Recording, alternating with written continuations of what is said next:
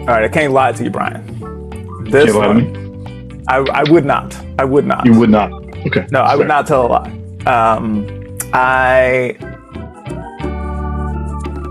The gap in between recording the ethics and morality module of this course was long. It was like 4 months, and I just poured over it and worked it out and tried to work it out some more because it was so touchy. How do you get to a morality from the ground up? You know, like if you don't have a God figure who's like wagging a finger in your face, then where does the morality come from?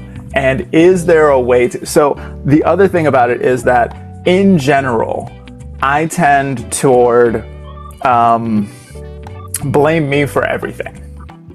So, you know, because I don't feel good about blaming other people because it feels like I have the answer and those other people don't have the answer and I'm better than they are. And so I hate that.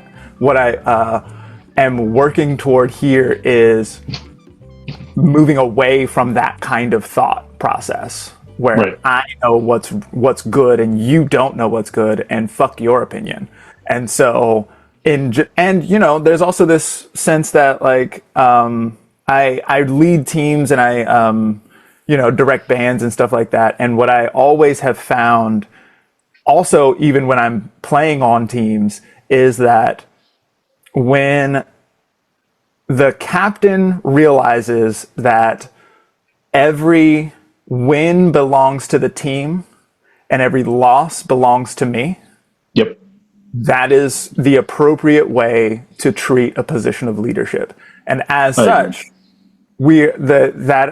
I always points the finger squarely at me in every moment. And so, and that, you know, is a position of power. That's a position where, like, if it's up to me, then I can change whatever my inputs are. Whereas I can't change the actions and thoughts of other people. But if this morality is applied to other people, then it gets victim blaming pretty quick. So yeah. I'm happy to blame the victim if I'm the victim. In other situations, I am not. And so where do you fall on all this? Should we just show the clip? We can.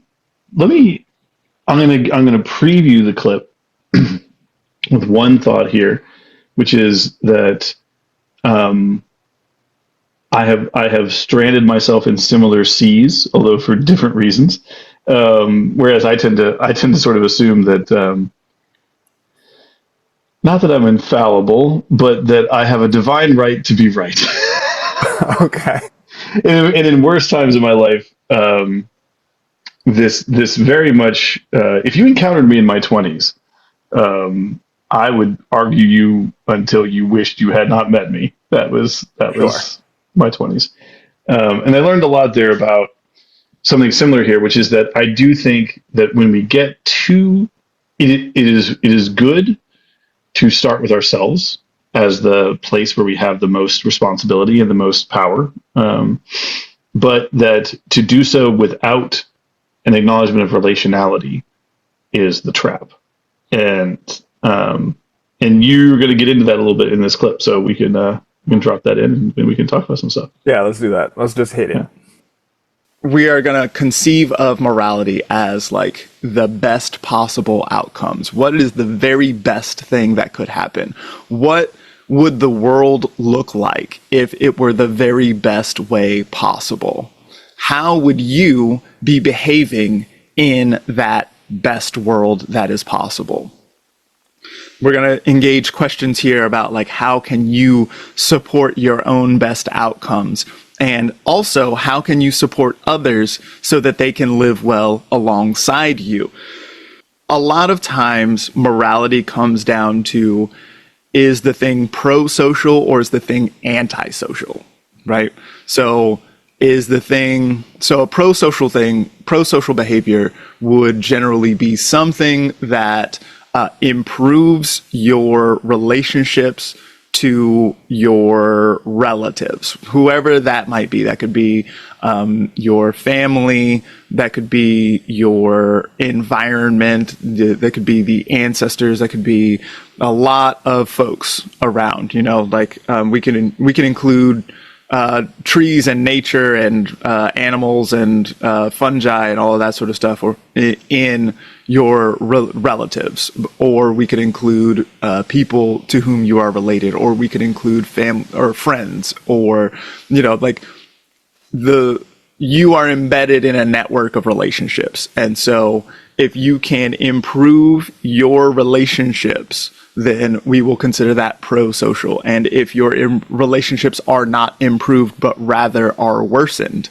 then we can consider that anti-social, right? And so, again, I'm not here to cast judgment about pro-social is better than anti-social. Sometimes there's going to be wiggle room there. But broadly, in general, if you are improving your relationships to your relatives, then we're going to consider that a good outcome for the most part.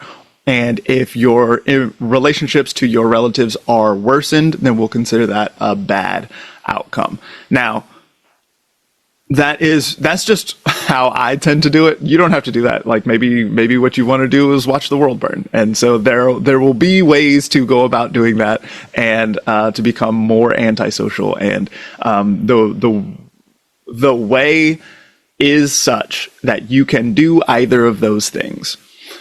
So, but what and that's part of what I can think about as like you can detract from your own best outcomes and you can harm others. Like there are, so it's important to remember that when we are in a morally relative space, which is that space where I am not the arbiter of good and evil, and I assume that you are not the arbiter of good and evil, and it kind of comes down to perspective, and it comes down to scope. There is no universal good, that kind of thing. Then there is no right or wrong way to do things or to live in the world. However, if there is a particular outcome you would like to achieve, then there comes a right way to do that. And so if you have set a goal, then there will be a right way in order to get that goal. At least one right way. Sometimes there's more than one right way. It sort of depends on the thing, I like the example of the internal combustion engine, right? If what you want is for your engine to turn on, then there's going to be a very specific and precise set of procedures that will allow that to happen. And if you don't do it in that particular way, then it's not going to work and the engine's not going to turn on. And so it's not that you are doing wrong morally in the world if you can't get your engine to turn on. But if your desired outcome is the engine coming on, then there is a right way to do that. And there are many wrong ways to do that as well. That is what we're talking about here when we're talking about achieving best outcomes. You decide on what your outcome would like to be, and then you shoot at that thing. Did you get that or did you not get that? That is how we're going to define what is right and wrong, what is good and what is evil, what is desirable versus not desirable. That's how we're going to approach things in this, that's how we approach things in this course generally, and in this way of understanding what the world am. So, all right. So this whole time, over and over, I keep talking about this is not about other people. We are not here to fix other people. Moral living is for your own peace. This is for you. This is for your internal peace. This is not for other people. Evangelism is unnecessary to what we're trying to do here. It doesn't matter if other people think what I think about the nature of the world. It doesn't matter. I don't have to convince anybody that astrology is real. It doesn't matter what they think. Evangelism is not necessary to what we're doing, and in fact is actively problematic. Evangelism leads to crusades, and I don't feel like what we need as a society, as a people right now, is more crusaders. I feel like what we need is more internal looking and more of a sense of like, I want to create a better community and environment for my relations. And so I am going to do what it takes to do that for me and my community. We understand that meaning is local, that truth is local to my time and place. And so what matters here does matter here, but does not necessarily matter in all times and places. And so what's good for me is good for me all by itself. And that is, and I don't have to judge other people in other times and places and contexts based on what would be good for me. What we have to do is we have to bring it down to the local level and see what's going on, what is important for me, what matters to me. That is the main thing that we need to look into. What's going on here in my life, what matters to me. And this is not about what other people are doing. This is not about how other people are living. Other people can live their damn lives. And I don't need, in fact, I get better outcomes from my own life when I am not spending my time judging what other people are doing. This is about finding my own way to peace and prosperity and not dealing with all of the other people and whatever else they might be doing. Now, that goes in the other direction too. I don't have to care what other people think about my sense of morality. What does your ethics and morality have to do with me? Ultimately, not that much if you're not in my local community. If you're not in the space which is locally meaningful to me, then your sense of morality and ethics might not have anything to do with what's going on in my life. I have often found that what other people think of me is none of my business. What matters most is not what other people think of me. It's not what the clergy thinks of me. It's not what I think people in the Bible would think of me or people in the church would think of me, although in the church community, we're closer to that locally meaningful, pro-social kind of space, right? Like in what people in my community might think about me does matter to some degree, right?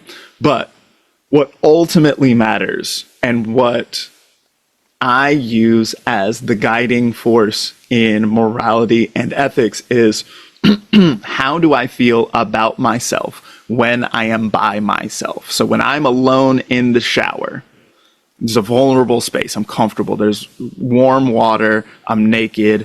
If somebody were to bust in that moment, I don't even have solid footing. I would slip and fall and just die, right? I'm very vulnerable in this place.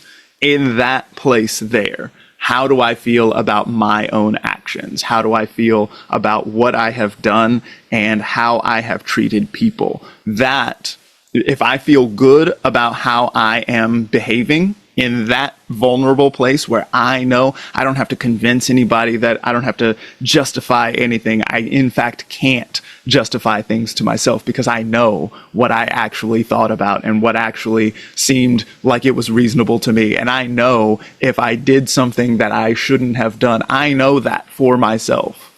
In that space, how do I feel about myself when I'm by myself? That is what matters most. You know, like, moral actions are often not the most profitable thing to do. They can, in fact, be detrimental to profits and to, getting ahead in some kind of way. So then why would I do the moral thing? And I struggled with this for years and years. I was like, why would I do this? And I kept doing things that were morally good, but like I kept watching myself lose in important spaces. And I was like, why am I doing this? And the reason is because I need to earn my own respect. When I'm in that vulnerable space, I need to feel good about who I am and what I've been doing. And if I don't, then shit sucks for me. Then I go to hell. about that. And so because I don't want to live in that hell space when I'm by myself or thinking around my own self, I aim at moral outcomes. If what I'm doing is good with me, then and is creating what I think are the best possible outcomes in my life, then other people's opinions ultimately become irrelevant. So one thing that is also important to remember here in this post-religion landscape is that morality is not purity. We're going to have to lean into some paradox here. Sometimes two things can be true at the same time. Sometimes two opposites can be true at the same time. And so we misstep by leaning into absolutism. Absolutism gets us into trouble.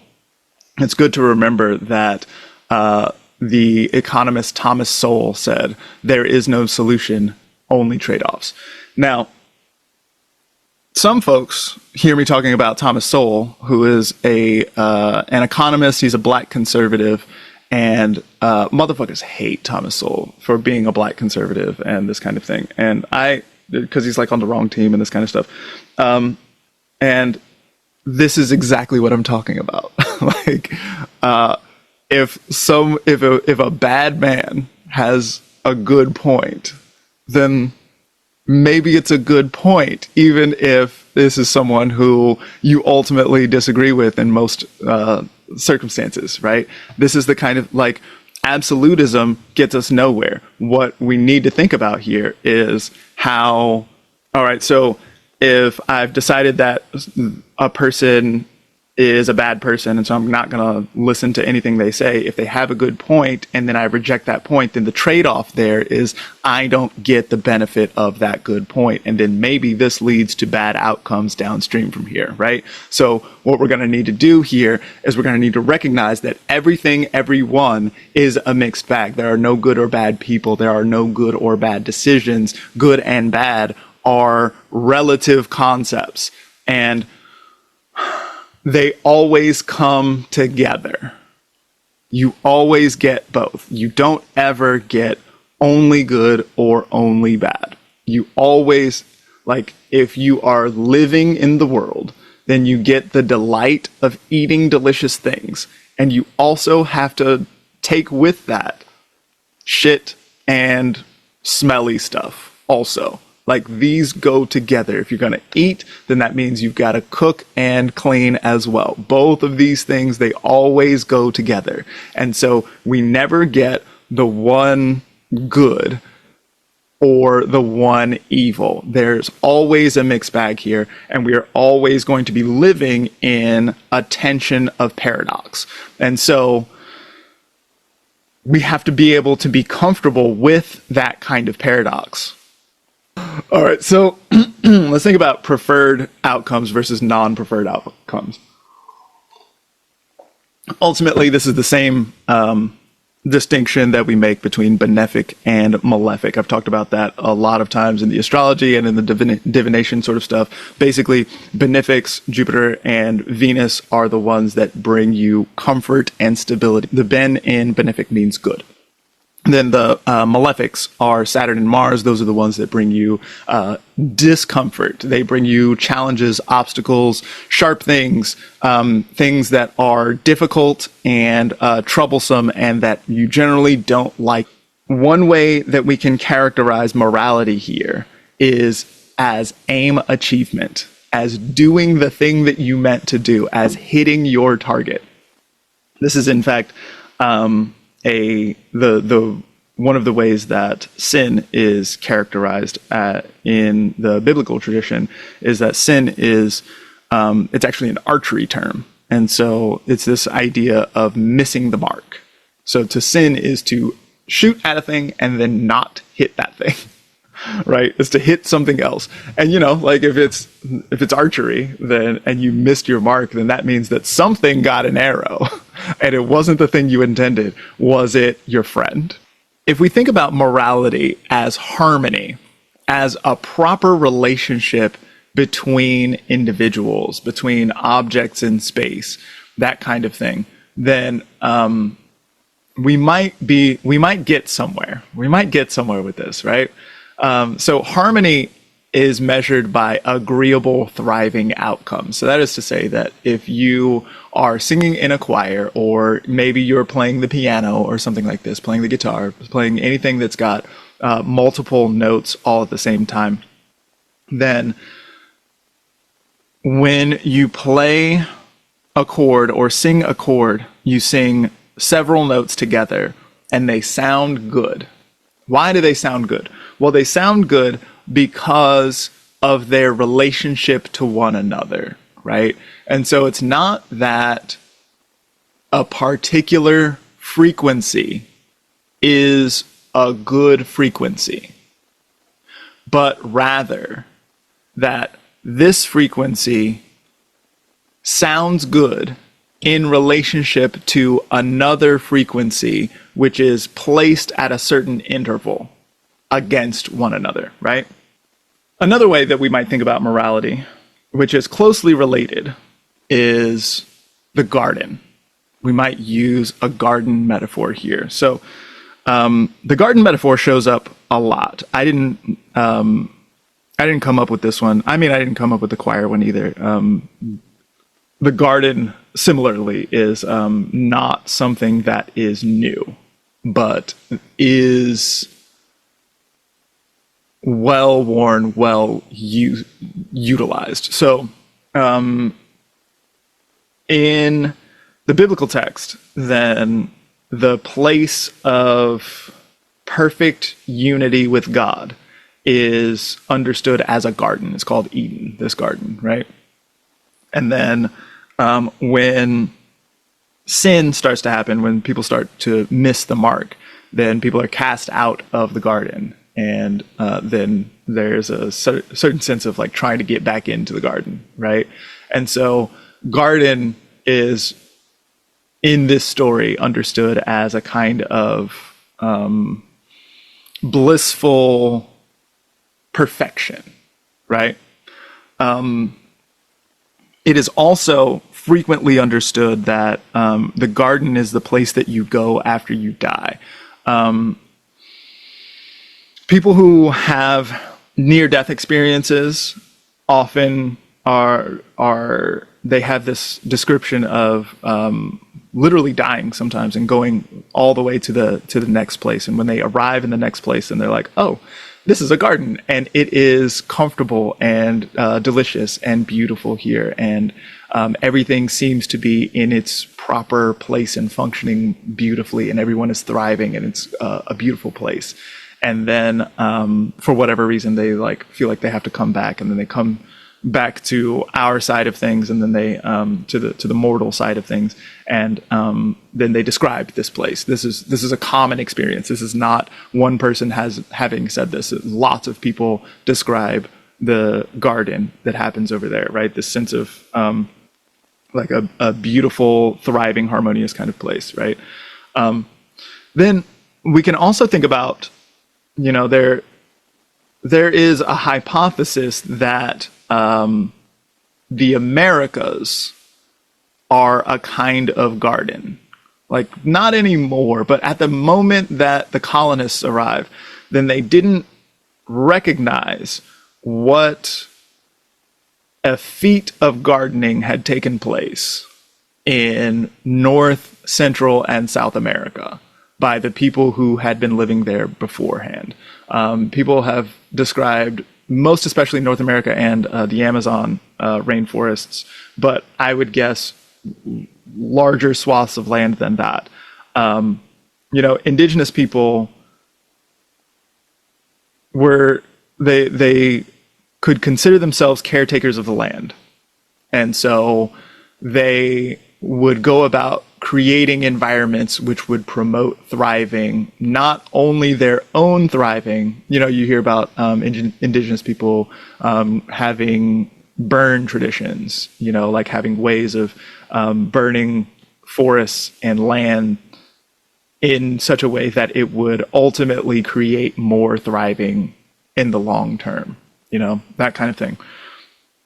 and creating watering holes and stuff like that. Not for them necessarily, but just because the forest is a better place when everyone has some water to drink, and we can make that happen because we are, there's a question as to what the role of humans is in the world. I think I did an interview on the podcast with Richard Mandelbaum, who is an herbalist who was a teacher of mine, and he conceived of humans as a kind of brain for the world. And when he did that, then he was important, or he was careful to point out that that the brain thinks of itself as being very, very important, and perhaps is not as important as some other things. We can look at the microbiome and all this and maybe think that the gut is probably pretty important and the heart is probably pretty important, right? So, and maybe both of those things are more important than a brain would be. But so by thinking of humans as the brain of the world, we're not trying to elevate humans to a place of importance that is undue. But the brain does have a role. The brain does stuff, and that stuff is important. And a lot of think of prefrontal cortex, you think of, voluntary motion and discernment and logical reasoning and stuff like that. What that does is it creates a space where you can be like, yeah, this is these kinds of things lead to better outcomes ultimately, and these kinds of things lead to worse outcomes ultimately. And so that kind of discernment is a thing that can help us to promote thriving in the environment at large. If you think of your own brain, your own potential to make decisions and stuff, like, you have what it takes to create thriving in your whole body by making decisions that lead you to prosperity and having enough money and having a place to sleep and finding partners and friends and community and all that sort of stuff. You have to make decisions in order to make most of that stuff happen. And that sort of stuff is very important to having a thriving body in all together, right?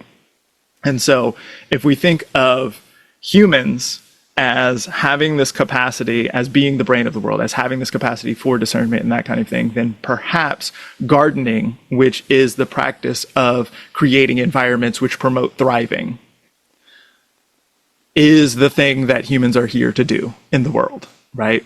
And so if we think of promoting thriving by creating environments, creating conditions, right? This is that same thing that we were talking about before, creating conditions that promote thriving, not just for me, but for the world at large, or for my locally meaningful community, right? Ultimately, it comes down to this pro-social, like, can I help my relatives to thrive kind of space, right?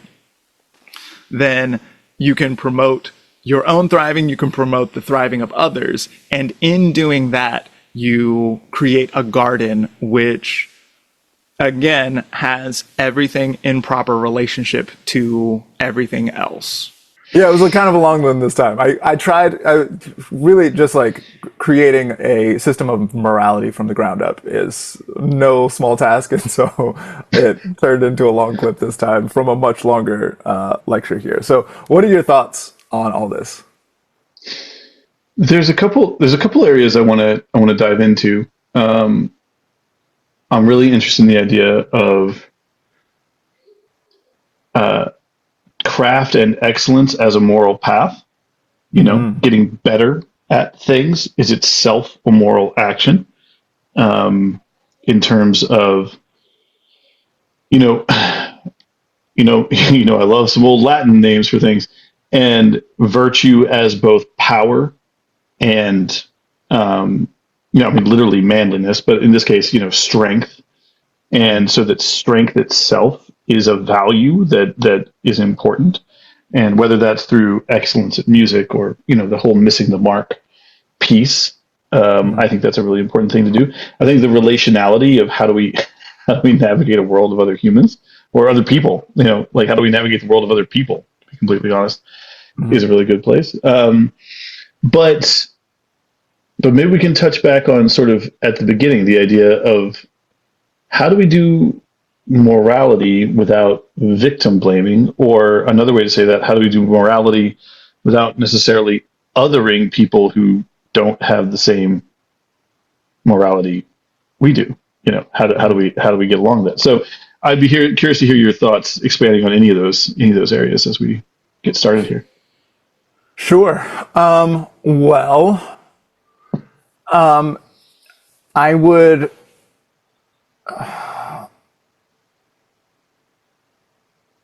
Well, all right. So when it comes to relationality, that is always the play, as far as I can tell, right? Like the whole thing is about.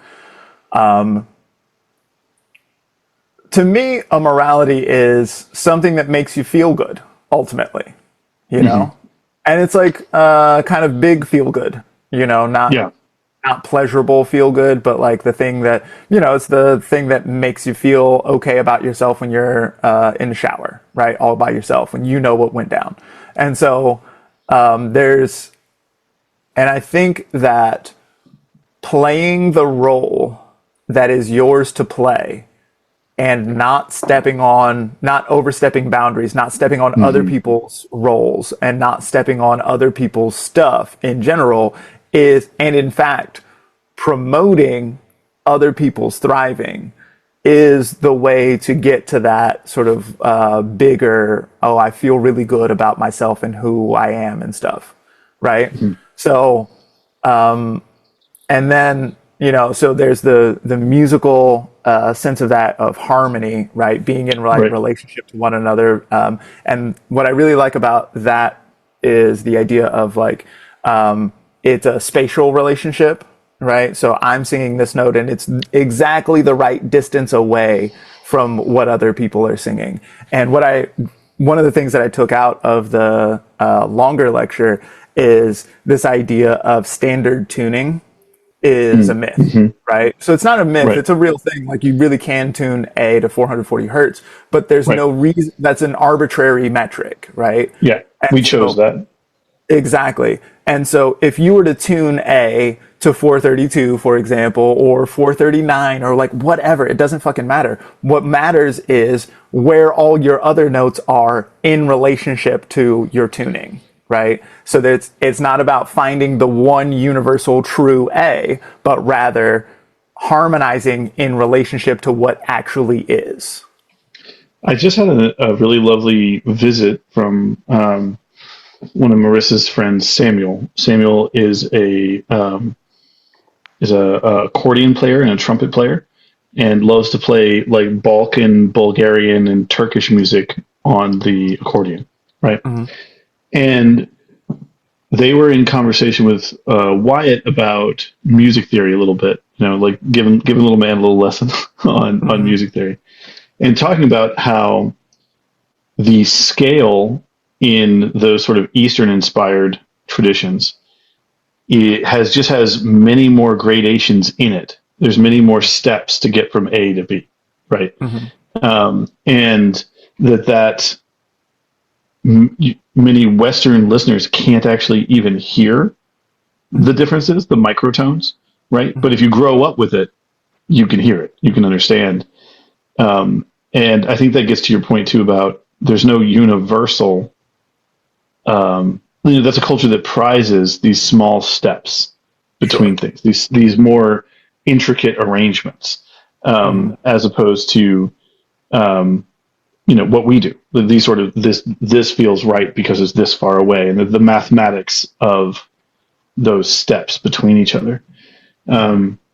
It's interesting to me that kind of thinking promotes a larger cultural understanding too. I mean, particularly, let's just say for a second, Turkish culture really prizes a subtlety in relationship. Their speech is something that's subtle. This idea of like intimation and staying arranging things in such a way that you can imply something very easily, right? Whereas, you look at a lot of Western speech patterns and it's like, this is the truth. A equals A, yeah. Very straight shooting. Yeah, very straight shooting. Instantly you can see that in the sword styles of the two places as well, which is another weird thing.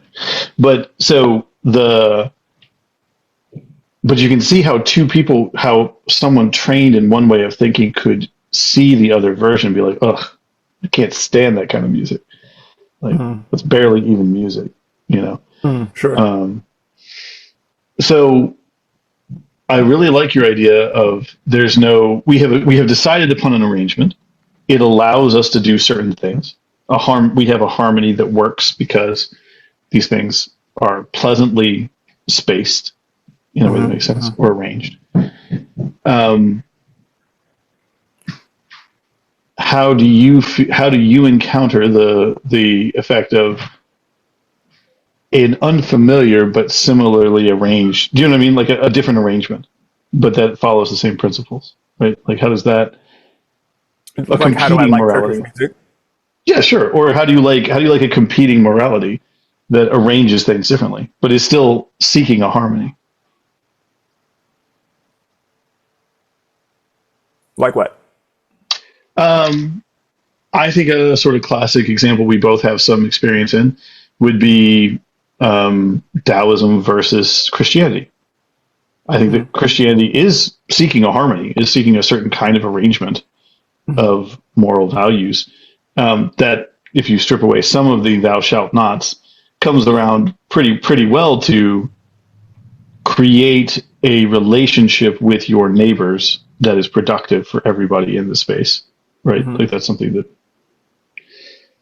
however, that's a very different approach in many ways, or at least on the surface, from Taoism, which is talking about being in the way, finding the way, and allowing perhaps there to be 1,000 different ways, 10,000 different ways that are the way, rather than I am the way, right? Like, Sure. right. So those are opposing viewpoints, but both are interested in a harmonious arrangement. Yeah, that's interesting. I haven't thought of them as separate and warring for a long time. Sure. But I also blend them a bit myself, but yeah. Yeah, the whole project has been to create a unified field theory, essentially, right?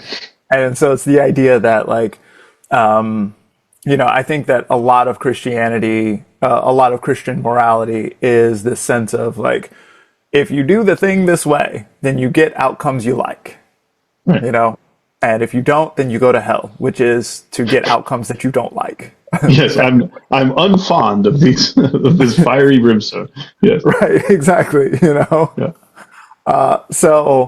And I feel like that is ultimately what the way is as well, right? Like the universe works in the way that the universe works. And so what kind of outcomes are you trying to get? Because, it's like when one time when we were in Miracle Craft together, then some folks wished to see gnomes or fairies or something like that. What was it? Oh my God, they were asking for they're asking for experiences with fairies, with the good neighbors. With fairies, yeah. And I, of course, thought this was a dumbass idea and did not participate in this attention. I also held space and backed away. I did not wish to be involved in that particular idea. And so it's, and then the people who did got contacted they had a hard time with that. You know what I mean? The launch sequence worked. That, you know what I mean? Like that. Exactly. Yeah. So this, so it's like, okay, well, if you want a contact event, if you want scary aliens to come and find you, this is how you get scary aliens to come and find you, right? Like, you found the way to do that. So, good job.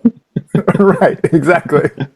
Now, how do you like these outcomes, is how that went. And so I feel like both of these traditions are kind of pointing in that direction, where it's like, okay, well, here's a procedure, here's a set of procedures that will lead toward outcomes.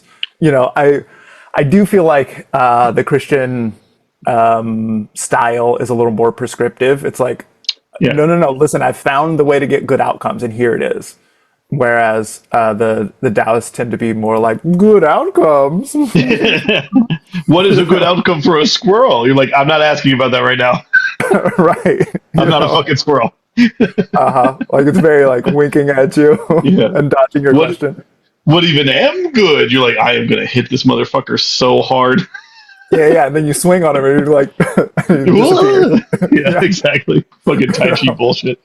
Yeah. Right. Yeah. I think, and I don't think my opinion on Christianity is exactly mysterious to anybody who's hung out for these conversations, which is that I think it works better in a system. I think it works better as a part of a larger group of beliefs, because I think it to me is a lot like Aikido, which is if you lay it on top of an existing fight system, you get a lot of cool shit. You know what I mean? Like if Christianity lays on top of your other mythology, and you're like, maybe I can forgive people. Like that's pretty great. But if it's your only way to fight, it kind of lacks some depth that will get you into some trouble. Um, and but I think where, if I'm going to take a point where I think Taoism, as we tend to understand it in the West, which is a little bit less the religious Taoism too, which has its own kind of lineage of stuff, has a little one up, is that it is very comfortable saying like, your way is your way. They're all the way. You're going to find your way there. And I think that as Christianity has developed over time, it has become far more, there's a right way. Not this is a right way, this is the right way. And I think that limits it. However, it limits it because my prime desire and value is for there to be flexibility and a culture that likes lots of different options. Like I think having a wide variety of options is good for a whole kind of reasons, and it pleases me. Maybe some people do not think that way. That is not the goal they're attempting to achieve. Right. Well, I mean, that this gets into like how much do you like these outcomes, and over what period of time do you like these outcomes? It's like monocrop agriculture. Yeah. Right. Yeah. So like if you only have the one thing, then you get to be really rich in that one thing for a short period of time. Yeah. And maybe that's really rad, especially if it happens that your government is subsidizing soybeans and shit. Like exactly. Looks really good for you. You know what I mean? But that is a short-term play. There's no way that works in the long term, right? And so if what you want ultimately is for the thriving to happen, for us all to thrive, and for us all to continue to eat, then this is a poor approach. Because what you want, the reason why you want to do monocrop agriculture in the first place is so that we can all eat. Right. Goal's the same. Yeah, exactly. So it's actually a bad play because it fucks up your outcomes in the long term. You know what I mean? Yeah, and forgetting long-term outcome is, I think, a real problem with a lot of morality. When we build out morality systems, or we look at the ones that exist, is forgetting second order and third order effects in how you try to plan for things creates weaknesses. When you're talking about building morality from the ground up, you reminded me of a science fiction author that I really everybody struggles with. If you read early 1950s science fiction, you struggle with Robert Heinlein one way or another. So you know what I mean? Like it's good, it's bad, it's all things. He's a sort of beautiful mess. But he had a line in one of his very problematic books that I do like, Time Enough for Love, where he says, any moral system that doesn't start with women and children first is debased. I did not know that was I've heard you say that a lot of times. I didn't realize that was a Heinlein line. Yeah, it's Heinlein. Yeah. And I think we're already sort of talking about this a little bit, but it's like when you were starting, and his point there is that if a species doesn't survive, then we're just kind of spitting in the wind anyway. It doesn't, what's the point? Which is very similar to both you and I saying, if human flourishing is not at the heart of what you're trying to do, is this even a moral system? Like what are we trying to do here? And we need not limit it to humans. No, exactly. And do you find which is a big help on thinking with Heinlein too, of like the we being people, not the we being humans. But how do you find that as a starting point? Because what he's effectively arguing is a survival as a starting point, but I'm pretty sure you're arguing more from a desire as a starting point, right? Or you know what I mean? So, sure. Yeah. So are those different? This is you want to survive, right? Like most of the time. I certainly very much sympathize with this quote. It's the reason you've heard me say it quite a lot. Yeah. And like, there's suicide is a difficult thing. It is a difficult thing to pull off, right? And it's because even when you don't want to survive, you do. Yeah. Your instinct is to survive. Yeah. Right. There's because you that we tend to think about, the like prefrontal cortex and like the thinky bit of you is like 5% of what's going on. Yeah, it's not a lot. Everybody else is trying to survive. Nobody else gives a fuck what this dude is saying. You know what I mean? So if we think in that kind of space, then like survival is an innate desire, and as such, it would just fit right into what I'm talking about here. Gordon called it first survive. When you're like working out he worked that out as a wealth magic plan. Like, how do you devise a plan for gaining wealth in your own life? And that can be financial and more. But the first thing you got to do is you got to make sure that you survive. Right. And so you build the rest of your wealth on top of that foundation of first survive, right? And so that to me makes total sense here. Yeah.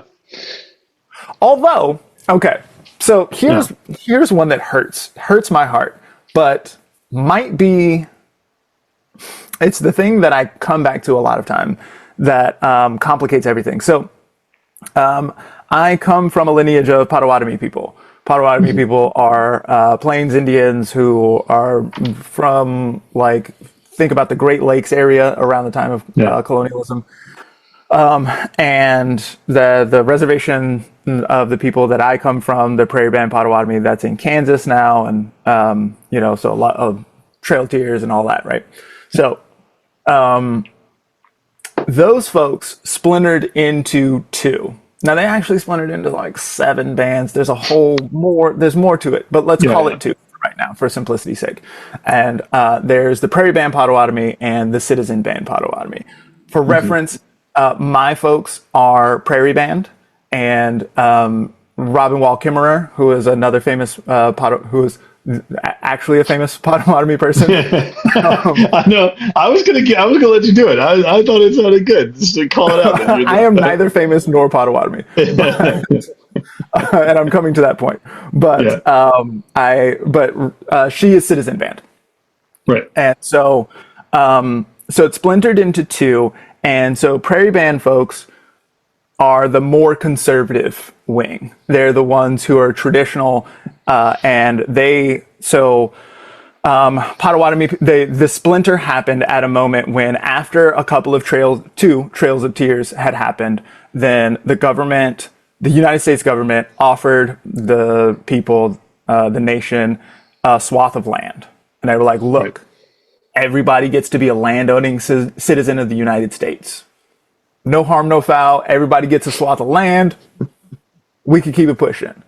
And there were 2 camps there. There was one camp that was like, you can't fucking own land. I've been trying to tell you this whole time. That's not what land is. That's not how this works. We're not doing that shit. And there was the other folks who were like, all right, yo, you won. Fine. Yeah. You know, like, stop fucking with me, give me a piece of land and let me live, right? So those folks became citizens. They're the citizen band Potawatomi. And then Prairie Band was the folks who were like, nah, fuck them. And then continued to get pushed around for a while and ultimately had to settle on a reservation anyway, whatever. But it's more communally owned, that kind of thing. So those folks, they are a more conservative branch, and ultimately they got to a point where they were like, so they noticed that so much race mixing had been taking place that they were thinning their own culture out. And they were like, this is not going to work. We're not going to do this. And so they made a law in 1979, something like that, that put the blood quantum level at a certain point, at a quarter. You have to be a quarter Potawatomi in order to be enrolled. Now, I make it just under that number because of a white ancestor, I think 4 generations up for me or something like that. So I'm just underneath the line. And so I am not a member of the Prairie Band Potawatomi Nation. Right. Meanwhile, Citizen Band folks are much more assimilationist with it. They tend to, like, if you can just prove that in your lineage somewhere there is some Citizen Band Potawatomi people, then you can be enrolled in the tribe. And so, effectively, what has taken place here is Prairie Band folks have chosen to die out. Right. Because all the race mixing still continues to happen. You're not just getting, like, this didn't incentivize Indians to... No, and the numbers don't add up with that. Like the math doesn't math after a certain point with a population size. Like, you kind of can't make it work. Yeah, that's not going to work, right? But there's a sense of, like, we're sticking to our guns and we're not doing it. And so if we die, then we fucking die. You know? So they stick to their morals, they stick to their sense of, like, we're not going to treat land this way, we're not going to treat spirit this way, we're not going to do the things that the United States government thinks that we should do. And if we die, then we fucking die. And so I have a lot of feelings about that in the first place because they actively have excluded me from the group, right? And so, like, is the ostracization of children an appropriate move? It's not my favorite. It's not my favorite. but definitely no one's asking me. Right. No one asked me either. You know what I mean? And so, so I was just a baby who they were like, nah, fuck that baby. And and they sent me on my way, right? Okay. All right. I'm not really here for that. But I'm not mad at this sense of, like, we got to draw the line somewhere. And so we drew the line. And it's going to be what it's going to be. And if we die, then we die. But there's like there's a certain kind of respect for the greater warrior. You know what I mean? Like, if they kill us, maybe that was the Great Spirit being like, well, they're stronger. You know what I mean? Yeah, yeah. Like you, I was raised in a church context that definitely gave me a lot of talk about the martyrs. Say true to the faith, willing to face death for what they believe, this kind of stuff. But if you go back and you look at the martyrs, you're looking for the argument for the martyrs, the old church fathers actually had 2 things they were trying to do. And you weren't actually supposed to be counted as a martyr or be encouraged to martyrdom if your death did not proclaim the news of Christ. In other words, if you were just going to get killed in some back alley that nobody would ever know about, well, that's not a martyr. You just got whacked. Your death didn't do anything. If you had a chance to win new recruits by how you handled your death, well, then your death is actually fruitful because you're going to bring more people to God, things like this. There's a political strategy. And by the way, there's a bunch of church fathers in the early period who are like, all of that is stupid. We should all hide out in catacombs and keep it quiet and live through this shit. And, like, if somebody's like, do you know Christ? You'd be like, who's that? And get through it. I personally tend to think that unless you have no other options, the live through it option is the way you ought to go. Right. Mm-hmm. That's my take. The point being, though, I can see why somebody might look at a way of living and say, if I can't do these things, this is dead. It is killed. Mm-hmm. And the only way I can think to perpetuate it is by risking even my own existence to perpetuate the thing. But if the thing is gone, I might as well be dead. I'm dead already. Mm-hmm.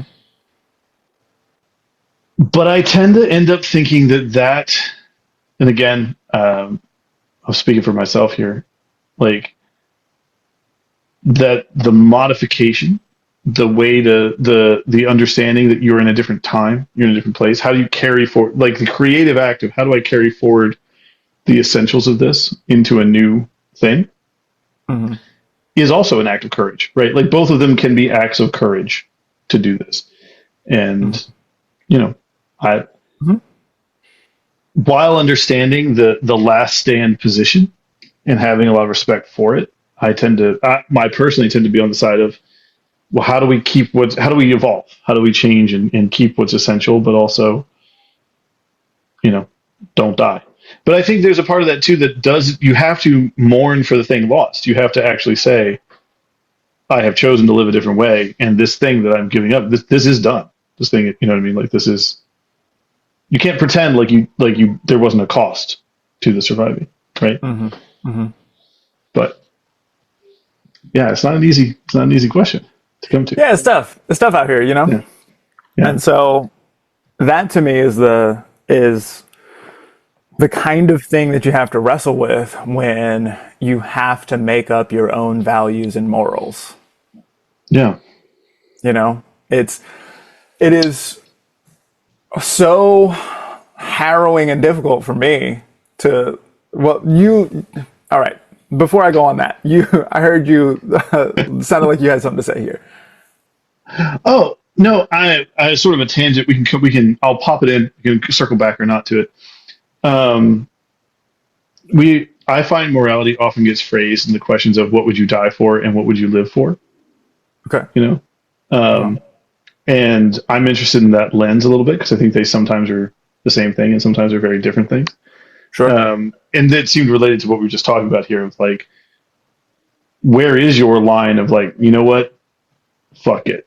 I just can't. I'm going to say, here I make my stand, like this is it. I can't do any more than this. Sure. But then what is the point of looking at yourself and be like, I'm going to swallow some of this and I'm going to live because I'd rather live for something, not just survival. I think, you know what I mean? But like the essence of what it means to try to live through something. That was the piece I was going to follow up on, but I'd rather go where you're headed. Well, I don't know. I don't necessarily want to,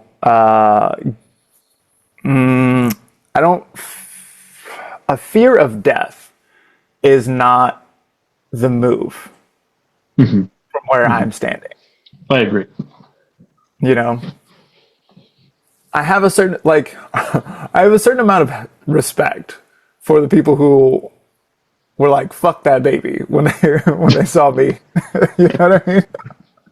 Like, and it wasn't me, you know what I mean? It wasn't specific to me. There's a lot of babies. They were like, fuck all these babies.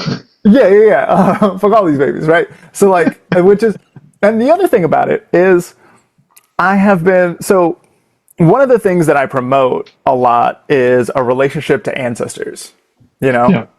But one of the things that makes me so endlessly furious is that elders and ancestors are beyond reproach. Not mine. I call those guys up. Word. Yeah. I got some shitheads I gotta deal with. I understand. There's shitheads. We all have shitheads. Yeah, we all have shitheads. Yeah. We are all downstream from shitheads. Yeah. But it's just like, there's a certain point where you can be like, everybody is doing their best. Yeah. And you just have to eat that shit. You just, Because you just, who are you to say that didn't do my fucking best? Sure. I did the best that I could with what I had, and you are sitting here with your full belly and your warm apartment, and you can get the fuck out of my face. And the bones that I grew you in my fucking body. You know what I mean? Right. Like, Exactly. yeah, Exactly. Totally. You know, and there's a certain point where you just can't touch that. Yeah. And there's a part of me that wants to be like, this was your best? This was the best that you could do? But if they hit me with a yes, then like, what I'm gonna do? It's a tough one. It's a tough one. When you really sit with it, it gets tough. I will say this. I think the struggle there is a good thing.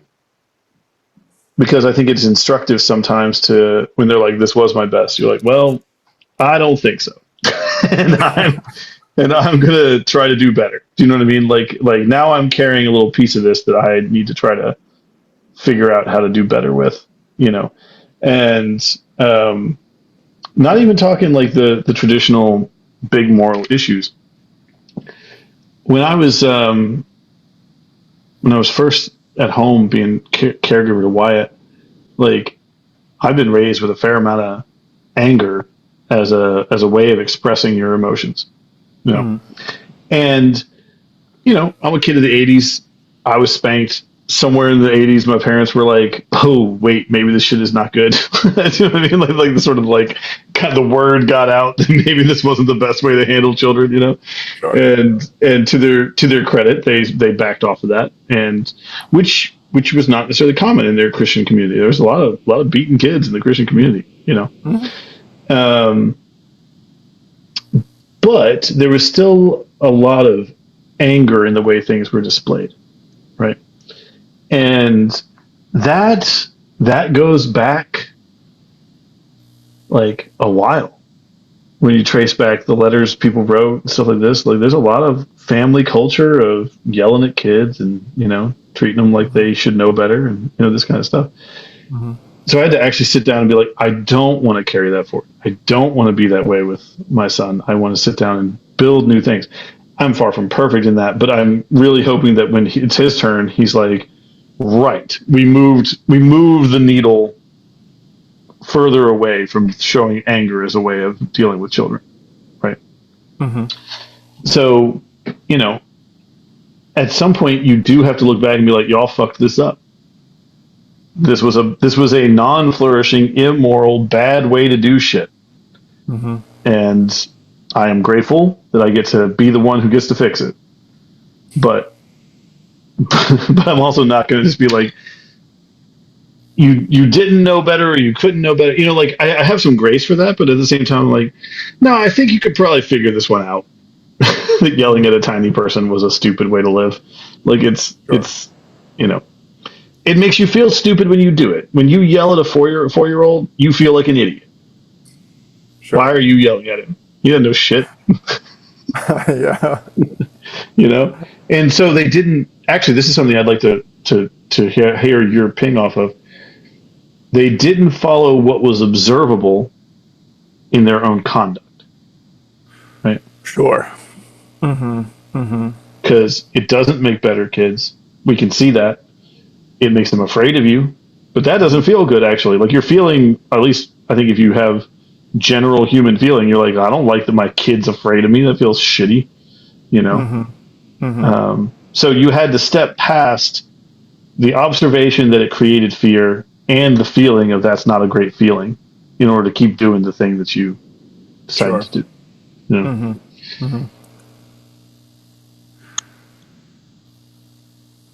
Well, I mean, so part of the problem with dealing with that is that you have ascribed feelings to someone whose interior you can't feel. You know, you've assumed that someone would feel the way that you feel. But nothing human is alien to me. Yeah, I mean, I got you on that. But if you're ever in an argument with somebody and you put words or put thoughts in their head, they're immediately going to be like, "Nah," you know what I mean? And there's no way around that. They do get spicy about that. I have observed the more I do that, the more upset people get. That's true. You know, so it's like, well, all right, so we can't prove that your ancestors who hit children felt the way that you have described it just now, right? Maybe they felt point. That. Maybe they felt, maybe they felt that and also felt other things. Sure. Yep. Maybe they felt justified. Maybe they felt triumphant. Maybe they felt, any number of things. I know some of them felt obligated. Sure. In the sense that they felt this really was what was best for, they had been taught this was the best thing. And they needed to sort of man up and do what was best and get their own feelings out of the way. Their feelings were weak, Sure. Yeah. And to further complicate that kind of thing, I hear Black parents say that a lot about keeping their Black children in line, being like, listen, if this goes any further, then you're going to have cops to deal with, and that's going to kill you. I'm not going to kill you. And so I'm going to put you in line so that you don't get killed later. Right. So, so that sense of obligation rings really true. I understand that. I've heard that, I was a well-behaved child, so I didn't get hit very much. But it's not because my parents weren't going to hit me or weren't going to do the hitting. It's because I was well-behaved who knows why I was so well-behaved. Yeah, I'm fairly naturally inclined to check boxes that people would consider well-behaved. Yeah. I was a churchy ass kid. You know what I mean? Yeah, like I was trying to go to church. I liked church. I like church. I like church too. I did not like, it's like, why didn't you go out drinking? I did not like the idea of, I had to drive 20 minutes in my county to get anywhere. I didn't like the idea of driving drunk at all. Like that didn't seem appealing in the slightest to me. Totally. One time my older brother we were in the grocery store, and I don't know, I'm 9 years old or something like that. So he's 14 and he's just touching me and he's messing with me. He's touching me and messing with me. And I told him 3 times to stop it and he didn't stop. And so I decked him in his chest and and I knocked the wind out of him and he fell to the ground and he can't breathe and he's dying. And my dad looked back and was like, he told you. And kept it pushing. You know what I mean? Yeah. I felt horrible. Sure. I hated the feeling. Oh my God. Violence feels awful. It was awful. Terrible. And so this is what I'm saying. I'm like, I was very well behaved. I didn't want that shit. I knew that shit in my life. You know what I mean? I just was not inclined in that direction. I didn't feel good. I didn't feel vindicated. None of that, So. But this is where I wonder about observable outcome. So, did your brother fuck with you in the same way after that? Or did it create a little bit of a space? He learned his lesson. Right. And so there's an observable outcome there. Like you did this thing, didn't feel particularly great when you did it, but you felt like you had to, and you got a result. My contention with the kid hitting is that it long term doesn't produce the result. It's a short term play. Sure. And doesn't produce the results you want.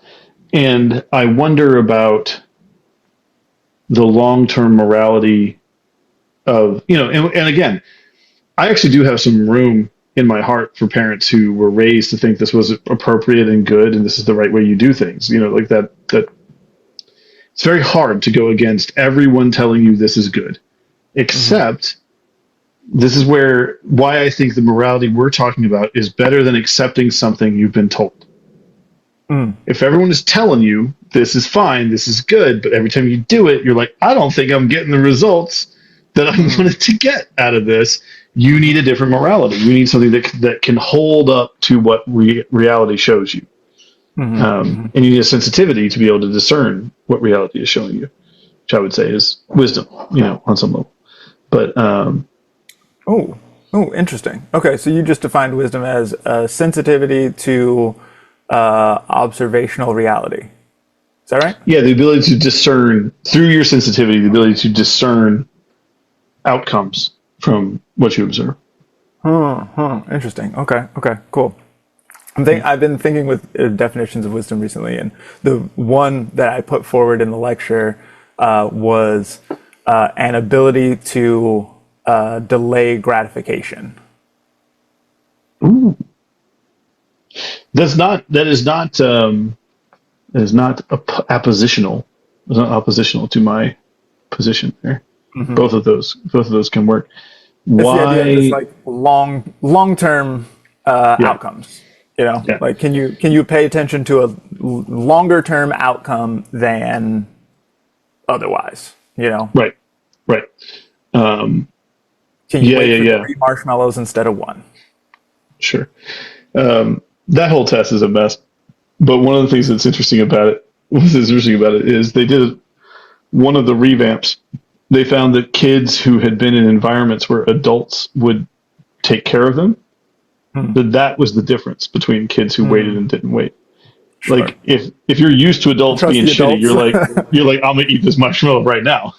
Right. Sure. Yeah. Interesting. Okay. Delay. I mean, one of my. It's not a joke. I'm going to do it at some point. You know how people get the finger tattoos and knuckle tattoos. Mine's going to say long game. Okay. Because that's what I believe in. I believe in the long game. I believe in doing the work it takes to win I thought out it was in a the long dick run. flex. My fault. That's not true.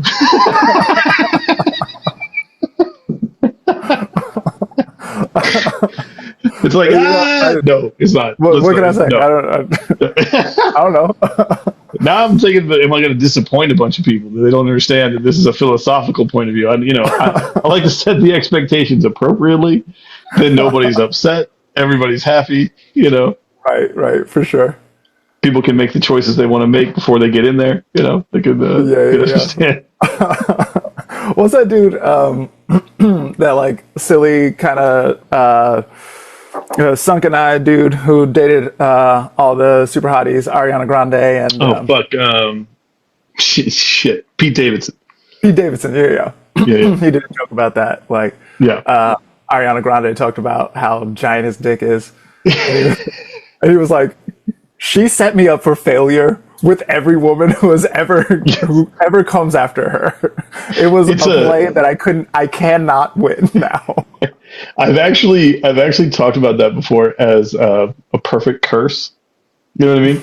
In that it looks nice on the everybody's like, oh, what a nice thing, and you're like, no, I'm fucked now. I'm fucked. Because I can't. What am I gonna do? Fight against it? Be like, no, I don't. Right. Yeah, exactly. It's perfect. I'm bound. It's perfect.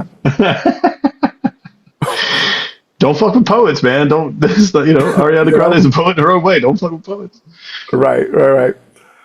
But going back to the long game thing. Yeah. So sometimes you can associate Jupiter with wisdom. Jupiter is like big picture wisdom and like seeing the whole forest and like how can we Jupiter is very good at gardening. Right. And that's the other metaphor that I like to use for morality. It's this idea that it's the 3 sisters, right? They all work together. And so you plant them right next to each other on the understanding that they will help each other. And this kind of thing, but then the other planet who doesn't get enough credit for wisdom, in my opinion, is Saturn. Yeah. It's my guy. Yeah, because it's this is the long game. Saturn is the one who's like, yeah, it hurts now. That's the fucking point, bro. Like, it's not about having fun right now. It's about building the thing that you're trying to build, and you shut up and do another rep. Yeah, and if you don't keep in your mind the vision that we're going toward, then all you can see is the pain. But that's not what we're doing. That's not Saturn's job. It's not just about the pain. It's about the thing taking you somewhere. Endurance. In the clip you talked about the malefic and the benefic, right? And the balancing of the two. And I'm a fan of your definitions of malefic and benefic. You know, the malefic is something that is difficult. It isn't necessarily out to kill you, but it is the harder thing. It is spiky. It's tough. You know, and the benefic is giving you things, is good things. It's doing this, but like, you know, too much of a good thing is a thing for a reason. You know, that two-stroke engine of Saturn and Jupiter, balancing out things, like the two big boys in your chart, laying it out and being like, you got to go for the long game, but you also got to be generous with your time. You got to see the big picture, but you also got to be day to day. You know, there's something about balancing those two in where they land in your chart that I find really appealing. Probably because mine don't touch, right? They're right next to each other. So when one goes bad, I just lean into the other one for a little bit. And when that one goes bad, I lean back the other way. But yeah, like, what do you think about, from an astrologer's point of view, is there something to the idea of looking at someone's chart and being like, okay, we're seeking out wisdom here. How are you going to deal with these two opposing wisdoms that are present, the big benefic and the big malefic? How do you think about that? Like, is that something you look for or people think with?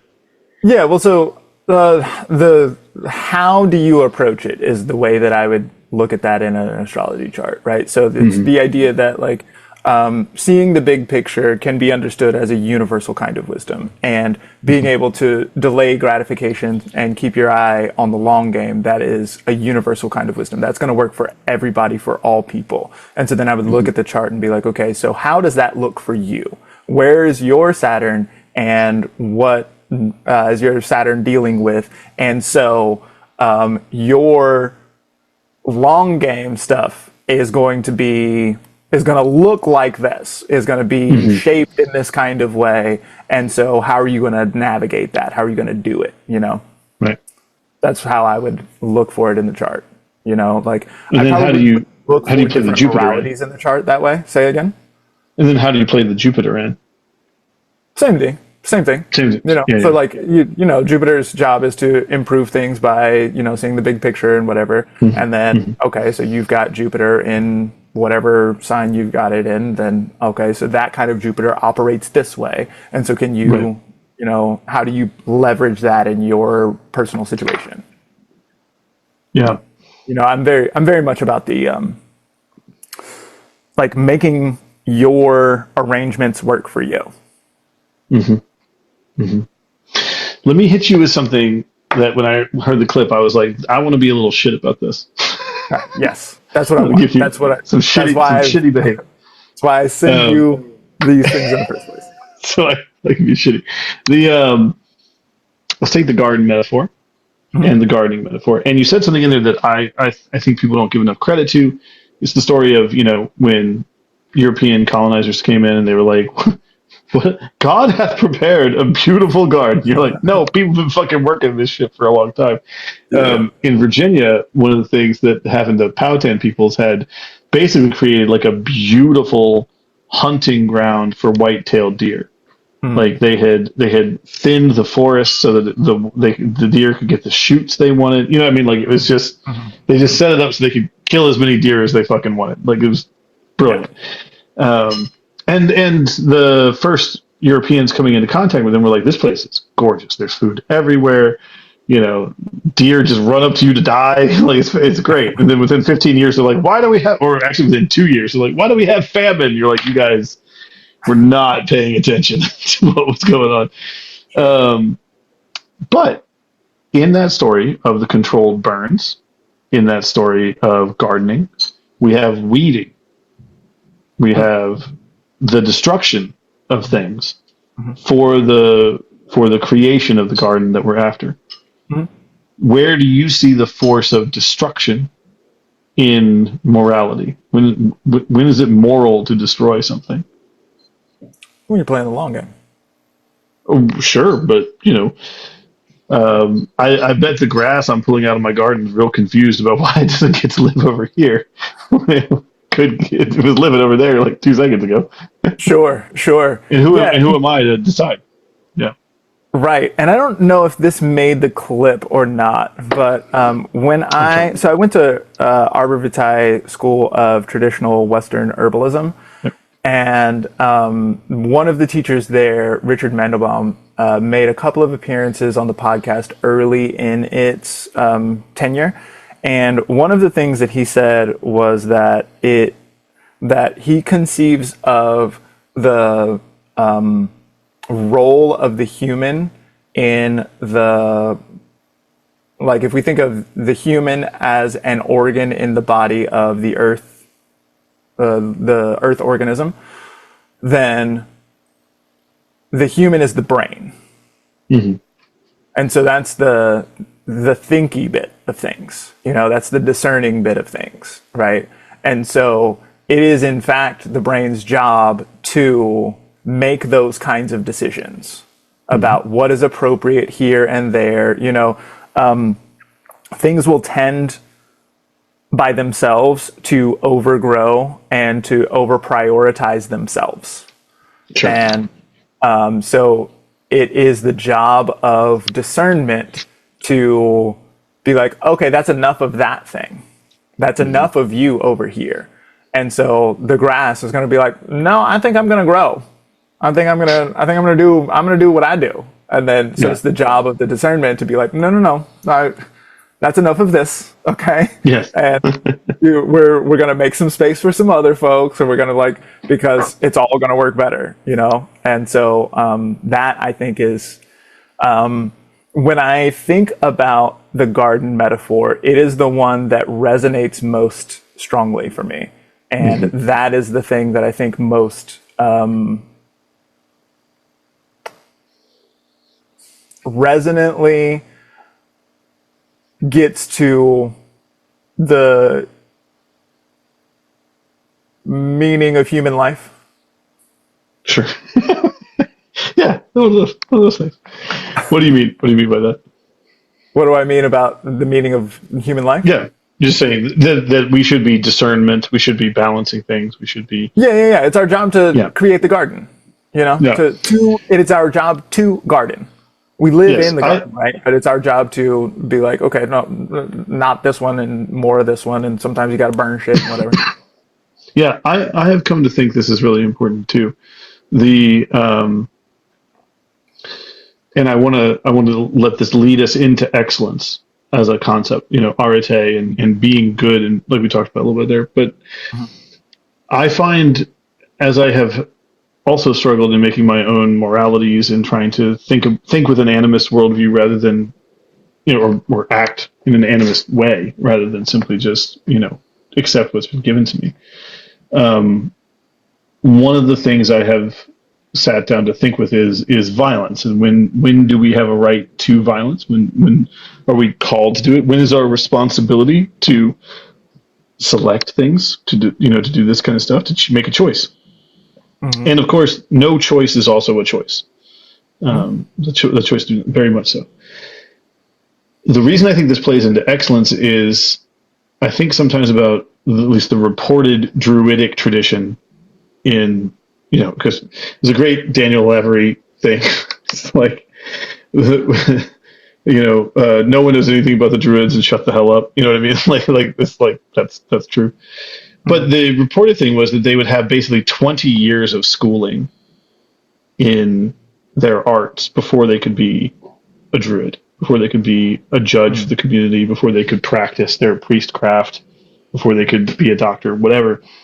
And because their job sort of had all that wrapped up, but you would go to 20 years of school before you had the right to speak in that capacity. And there's something, and like school wasn't easy. They didn't have books, so you had to memorize all this stuff. You had to have this all down. Mm-hmm. And there's something about, I think, in our society, which is often in between moralities, that this does not have a very good morality as a baseline for a lot of people. And even the ones that are good are often accepted in an authoritarian way, a sort of shallow, I'll be in trouble if I don't do this way. Mm-hmm. We have anxieties about when to act because we don't know when we don't know when it's our responsibility. We don't know when is it my job to stand up to the guy at the bar and be like, buddy, you've had too many drinks. Mm-hmm. You're scaring people. You gotta take it down a notch, And when is it not? knowing when it is not your job, when it is someone else's job, is also a very important thing to know, right? So the weeding question is a little bit about like, what are our obligations for intervention, right? And how do we sort that? When does our morality impose or intervene in the lives of other people? And I think people can have different answers, but it's, Yeah, for sure. Where do you I come err from? on the side of non-intervention, and I don't think that I've figured it out yet. But I think that is the side that I have fewer qualms about it, and so I tend toward that. And that's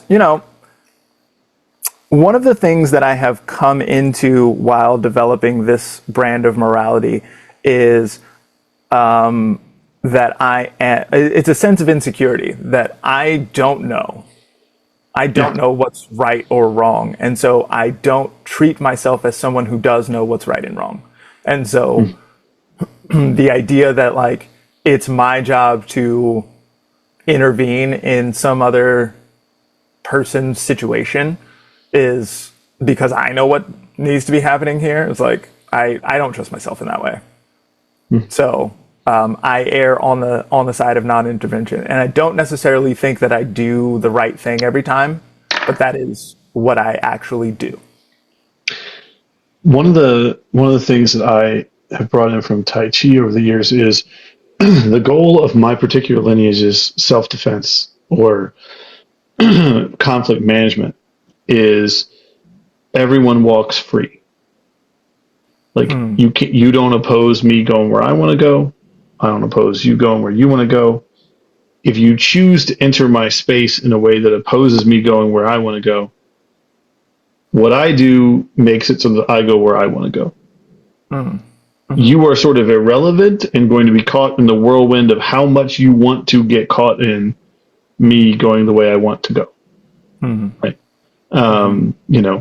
If you're going to make that a life or death situation, then we are going to have a very bad day. If you're going to make that we bumped into each other situation, you're going to have a nice and easy day because I'm going to try to pick you up. Like, my goal is not for you to hit the ground either. I want you to also walk free. We both walk free is the goal of the thing. The thing about intervention that I think in general, the least you can do is the right choice. Do you know what I mean? In the sense of like, you see two people scrapping in an alleyway, you interrupt it somehow, but you don't necessarily put your whole head in the middle of people throwing fists, right? Like that's. But Jordan Peterson calls it the minimum force necessary. Yeah. It's a good. I mean, I'll give it to him. That's a good principle, right? And to be able to determine what the minimum force is does require some education, some learning, some wisdom. It's very easy, and I did many times on the way to learning a lot of this, and still do, of using far too much force. And what I will say to people who do not feel particularly moved or called to intervention is, often intervention creates a lot of problems. Like you have thrown a rock in the pond, and you need to be prepared for that. Right. Yeah. So, you get dirt on you that way. You're gonna get dirt on you. Yeah. You're not coming out clean. And you're gonna have to figure out how to wash off. Right.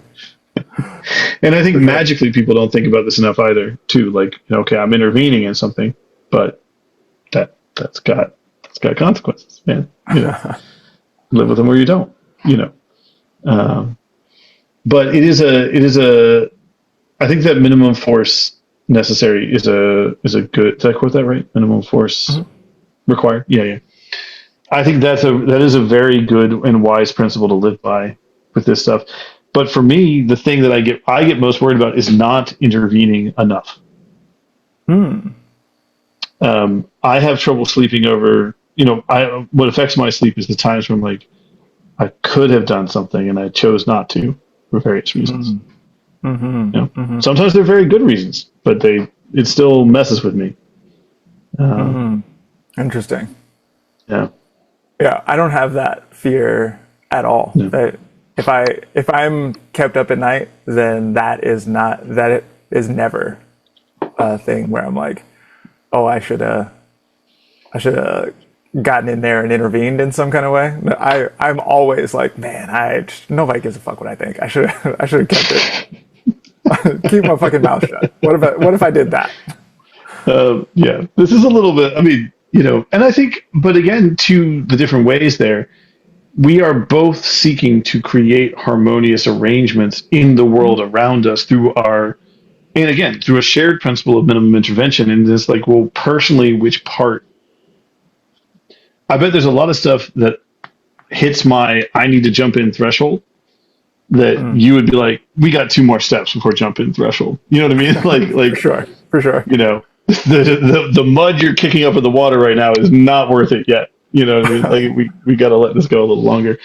And I would bet sometimes you're right and sometimes I'm right. And you know what I mean? And that stuff, those are tricky. Yeah. Mm-hmm. Which gets to excellence. So I really like the point you were making in there about sin, missing the mark, getting good at a thing. Mm-hmm. I remember one time Gordon was asked about whether magic had a moral system or was moral in itself, basically. Is the practice of magic, does it make you a better person? Mm-hmm. He was like, in the way that getting better at a skill makes you a better person. Right. I have some disagreements with that. I do think that if you do it right, there's a lot of opportunities for growth inside the magical system. Mm-hmm. But I think that getting better at anything does make you a better person, mm-hmm. by its base nature. So I like that you were bringing that in the way we're talking about sin. So when you said someone's going to catch an arrow, I was like, yeah, right. Yeah. I don't know if anybody else did backyard archery as a kid, but you really hated that arrow to go over the fence, and then you hear, it's not a good, not a good day. Totally. Yeah, or anytime you throw something or any of that, if you don't hit the mark, then you hit something else, and then now you got problems that you had not hoped for. What do you think? What have you found to be a good way to get better at things, to move towards excellence? Like if we take getting excellent at things, seeking getting better at things is a worthwhile procedure. Right. What do you do? That's the first step. Yeah. Because a lot of people are not committed to excellence. This is something that's interesting. Has been insane to me my whole life. But I really care about excellence. I care so deeply about excellence that I chase it every day. And it seems crazy to me that other people don't. However, I notice that I am in the minority. Most folks don't really care. Yes. They do not care about excellence. And so that's the first thing. The very first thing that you need to do is decide that you're going to shoot at excellence and then do that. I was going to argue this point a little bit for a second, and then I was like, no, I just personally care a lot about excellence, and actually, day to day, my day job, I'm constantly looking at people going like, what do you mean you didn't do this? Just like every This is something that I have come into contact with all the time with music, because I only publish shit that I think is dope. You know what I mean? And so that means, and because I don't play all the instruments, then I contract people a lot. And then how many times have I paid people to play an instrument for me? And then I heard it and I was like, this is what you turned in? You thought this was good? What? And you thought that this was a professional job that what are you doing right now? And so that's just what it is. Most folks, I think, even are that way. I think it's probably a bell curve. And the excellence seekers are, they're in that little 5%. That last 15%. Yeah. Yeah. So, so then, all right. So if we were going to follow the which way to wisdom method, then you would first decide to seek excellence in the first place. Then you would decide on what that actually looks like, what that feels like. You would set a goal, and then you would shoot at it. And then you would measure your misses against the goal that you're trying to do, and be like, oh, that's too far over here, so let's try it again, but let's shoot a little further this way, And ultimately, it comes down to reps. That's why I did 10,000 astrology readings, because it's right. Yeah. Nothing takes the place of reps. You just have to do them. No. Yeah, which is maybe the biggest Saturnian lesson that's out there is like you got to put in the time. Yeah, 10,000. Nothing gets in the way, or nothing replaces that, even though you wish it would. Yes.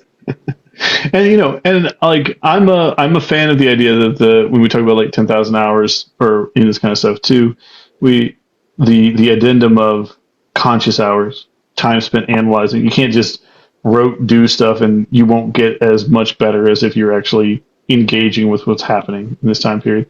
That being said, there's a certain amount just like doing it will just teach you. You know what I mean? Like it just will.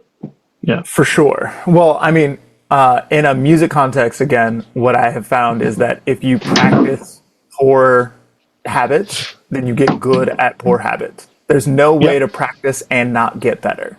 So if you practice in an inattentive way, then you will get really good at not paying attention. Yep. That's a very good way to put it. And by the way, for people terrified of our oncoming AI overlords, they shouldn't be. That is how they work too. They get real good at what they practice. So,